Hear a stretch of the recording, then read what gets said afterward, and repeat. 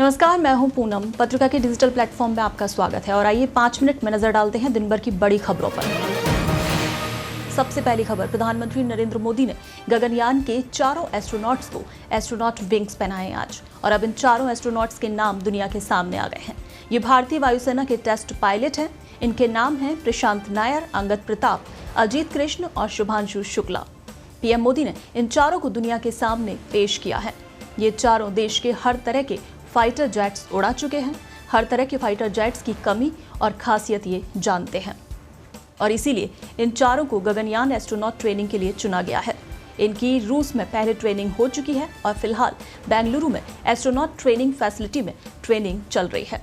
ये चारों गगनयान मिशन पर उड़ान नहीं भरेंगे। इनमें से सिर्फ 2 या 3 टेस्ट पायलट गगनयान मिशन के लिए चुने जाएंगे। और आइए नजर डालते हैं आज की बड़ी दूसरी खबर की। किसानों का आंदोलन, एमएसपी सहित कई मांगों को लेकर किसानों का प्रदर्शन लगातार जारी है। भारतीय किसान यूनियन और अन्य किसान संगठनों ने ट्रैक्टरों के सहारे एक बार फिर से अपनी ताकत सरकार को दिखाई और अपने ट्रैक्टर पंजाब और हरियाणा में हाईवे पर उन्होंने खड़े कर दिए। किसानों ने जो ट्रैक्टर मार्च निकाला था वो विश्व व्यापार संगठन यानी कि WTO के खिलाफ निकाला था। किसान चाहते हैं कि भारत WTO से बाहर निकल आए। किसानों का ये प्रदर्शन ऐसे वक्त में हो रहा है जब 26 से लेकर 29 फरवरी तक अबू धाबी में WTO की एक अहम कॉन्फ्रेंस हो रही है। किसान संगठन जो कि WTO की नीतियों को किसान विरोधी बताते हैं। कई किसानों का ये कहना है कि WTO के कारण ही सरकार MSP की लीगल गारंटी नहीं दे पा रही है। वहीं इधर किसान आंदोलन के चलते सिंधु और गाजीपुर बॉर्डर पर थोड़े रास्ते खोल दिए गए हैं और वाहनों की आवाजाही शुरू हो गई है। कल किसानों ने ट्रैक्टर श्रृंखला बनाकर सरकार से अपनी नाराजगी जताई और ये भी बताने की कोशिश कर रहे हैं कि किसान गुस्से में है और कभी भी बड़े आंदोलन का ऐलान हो सकता है। आज भी बड़ी बैठकें किसानों की हो रही हैं जिसमें आगे की रणनीति तय होगी। और आइए अब तीसरी बड़ी खबर, राज्यसभा चुनाव को लेकर। राज्यसभा चुनाव के लिए 3 राज्यों की 15 सीटों पर वोटिंग आज हो रही है, जो कि शाम को 4 बजे तक जारी रहेगी और उसके बाद 5 बजे से वोटों की गिनती शुरू हो जाएगी और रात तक नतीजे आने की पूरी उम्मीद है। उत्तर प्रदेश में मुख्यमंत्री योगी आदित्यनाथ और समाजवादी पार्टी के प्रमुख अखिलेश यादव ने अपना वोट डाल दिया। वहीं वोटिंग के बाद सीएम योगी ने विक्ट्री साइन दिखाया, तो इधर अखिलेश यादव को क्रॉस वोटिंग का डर सता रहा है। उन्होंने कहा कि बीजेपी चुनाव जीतने के लिए सभी हथकंडे अपना सकती है। बीजेपी जीत के लिए हर संभव कोशिश करेगी। हमारे जो नेता निजी लाभ चाहते हैं वो भाजपा में जा सकते हैं। दरअसल 15 राज्यों में राज्यसभा की 56 सीटें खाली हैं और इनमें से 12 राज्यों की 41 राज्यसभा सीटों पर उम्मीदवार निर्विरोध चुन लिए गए हैं।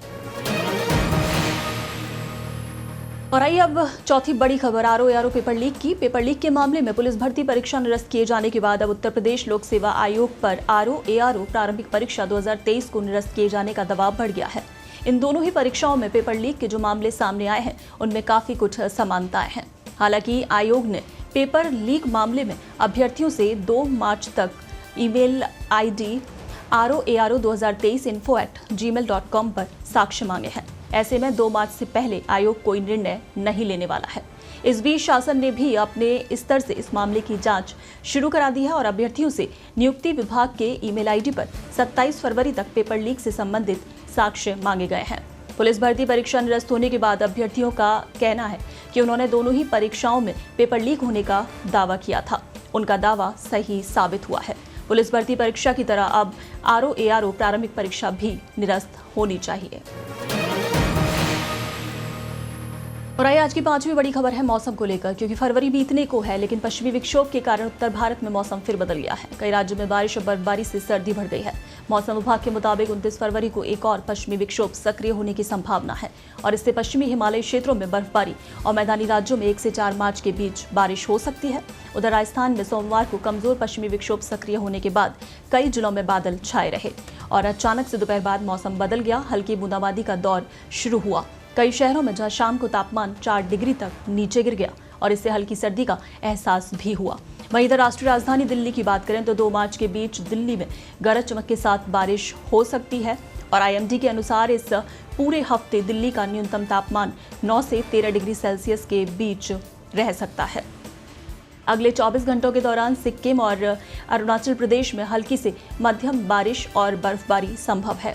वहीं इधर जम्मू कश्मीर, लद्दाख, गिलगित बाल्टिस्तान, मुजफ्फराबाद और हिमाचल प्रदेश में जहां अलग अलग स्थानों पर हल्की बारिश की संभावना है।